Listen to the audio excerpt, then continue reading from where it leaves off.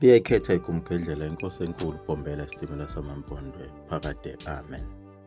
Asazi ukuthi balivalelani igumgedlela ku-TikTok. Phela kade beqalile bekhalaza ngalo igumgedlela bethi izithombe elizifakayo azilunganga ngoba zinabantu abanqunu. Besho phela abantu abagqoke imvunulo yesiZulu. Bathi lezi zithombe zizokhuphula imizwa yabantu. Kodwa ekubeni lapha ku-TikTok sithola yonke inhlobo yomuntu. Nabafake amaphenti bayavela. Ngoba phela le nkundla engeyakhe umlungu lona. Akayifuni into ezovula abantu amehlo. Uma ufake isidudla esigqoke iphenti ujabula kakhulu. Uthi nangoke umuntu ozongidusela kahle abantu. Phela nayo inkolo lena eyafika nabo abamhlophe. Isabalele kuwo wonke umhlaba. Uma uke wayinyakazisa uthinta umlungu. Izinyane lakhe phela leli. Kodwa konke ukuphilisa umuntu uyakuvala umlungu ehlangene nohulumeni. Sikhulumile ngabo bonke abaprofeti ababakhona ababoshwa nababulawa ababeqhamuka nenkolo kaNkulunkulu weqiniso umenzi wezulu nomhlaba. Nazo zonke izinkonzo abazivulayo ezavalwa kodwa kuze kube namhlanje le eyafika nomlungu ayiphazamiswa muntu. Noma ungakhuluma kwamabonakude noma emsakazweni wakhuluma kabi ngayo somthintile umlungu onyaza umhlaba. Nalo lelo gama okuthiwa uyosinda ngalo elafika naye umlungu waluthinta nje kuwena. Uma nje singayiyeka lenkolo yakhe umlungu ungaqhuma isibhamu into ongakaze uyibona ngoba yilapha abelungu abangabona khona ukuthi hawo sebephapheme laba bantu.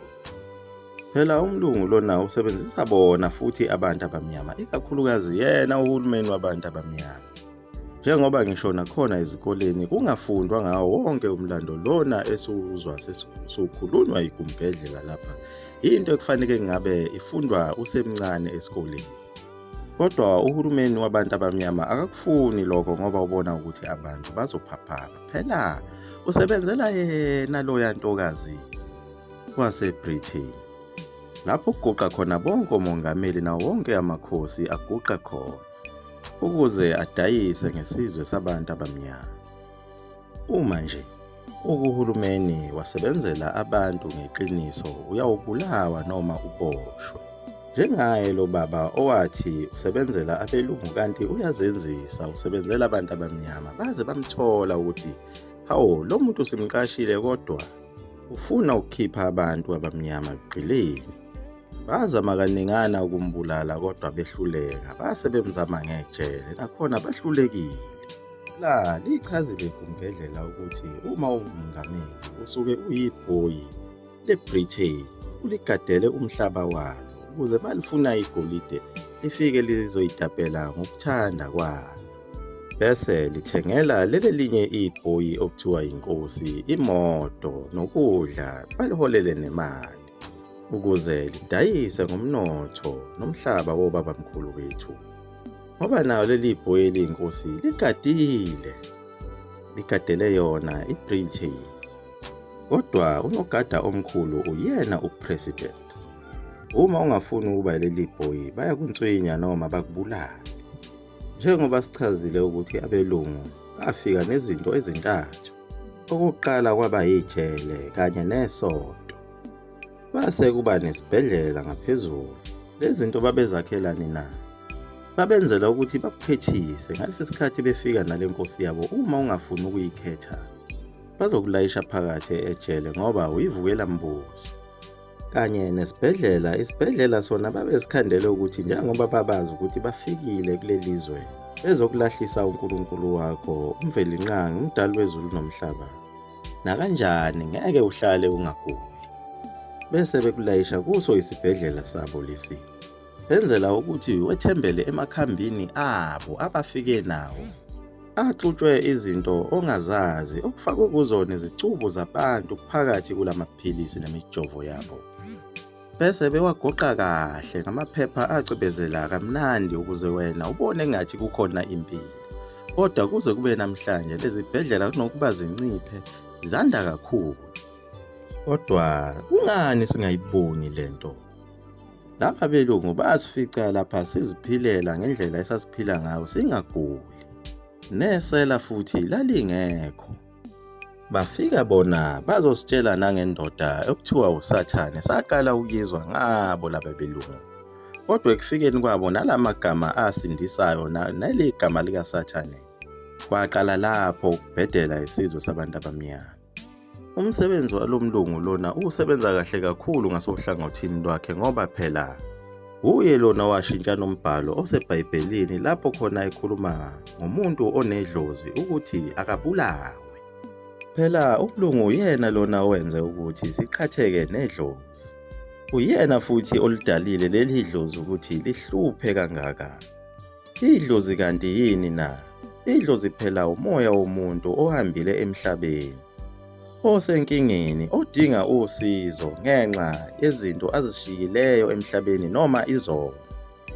Endulo engakafiki umlungu, umuntu oshonile wayethi mayesengcwatshiwe kuphela izinsukwana mesebuya ethi bantu bami ngihambe kahle kodwa nginenkinga yesono engasishiyayo emhlabeni. Ngicela ukuthi ningithathele imbuzi ningiyele kumpristi omkhulu niyongivumela izono khona bese ngiyathethelelwa ukuze ngiqhubekele phambili endleleni yami. Njengoba kubhaliwe khona eBhayibhelini ukuthi uma umuntu unesono kufanele uthathe imbuzi uye kumpristi omkhulu bese eyisebenza ngohlelo lwakhe lasezulwini.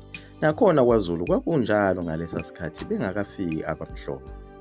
Kwakuba ukwenza lokho nje bese lo moya walomuntu oshonileyo uhlukana nawe ungabe sakuhlupha. Kodwa ekufikeni kwakhe lo mlungu wafike wakhipha abantu emasikweni abo ababewanikezwe uNkulunkulu wasezulwini. Laba bantu base beba nenkinga yokuthi uma befile bengakwazi ukuqhubekela phambili. Uma ebuya ubaba wakho ngephupho ethi unenkinga melekelele uthi fire in the name. Baxoshwa kanjalo abantu abadala asebehambile emhlabeni baze baba baningi kakhulu. Kwathi lapho sebebaningi kakhulu uma bekhetha umuntu emndenini bavele befike bonke kanye kanye bese bedumisela lowo mntwana ngekhaya.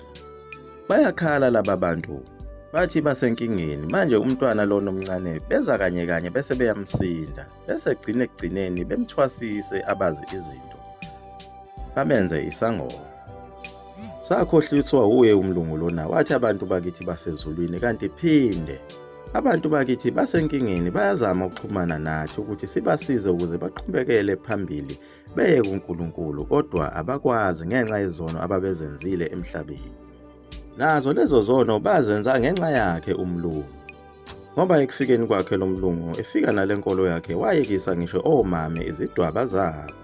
Bayeka ukuhlonipha amakhaya ababegane kuwo.